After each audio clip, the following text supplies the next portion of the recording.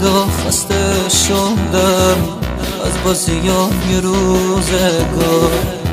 عزراییل خنجرت رو جسم شاکیم بذار، جونمو بگیر ولی نذار که بازش بمیرم.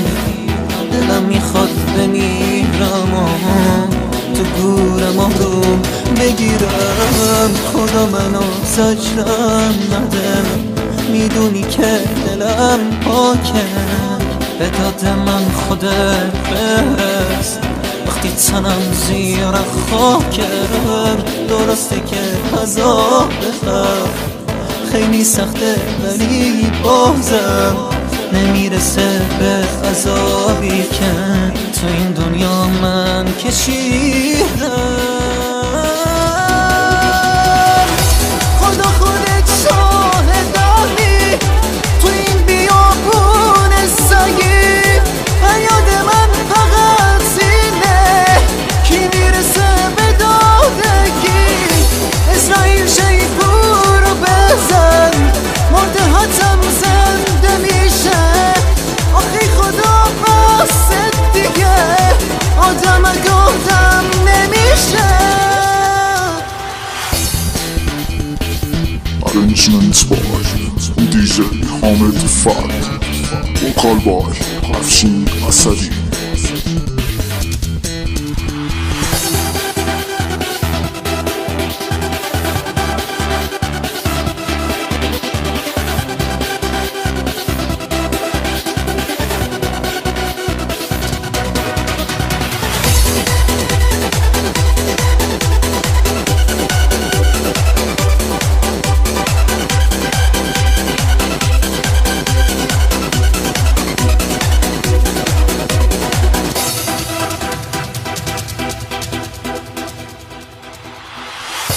بذار یکم از عشق بگم که آخرش با نفرته. پس واسه چی شعار میدی که عشق برات مقدسه؟ کسی که دوست داره تو رو یه روز میذاره و میره. رسم دنیا همینه که عاشق تنها بمیره.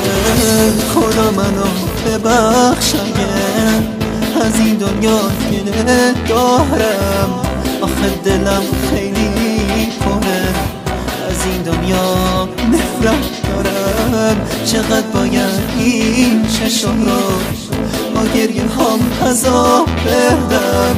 آخه خدا دلم گره که حرفمو خواستم بگم.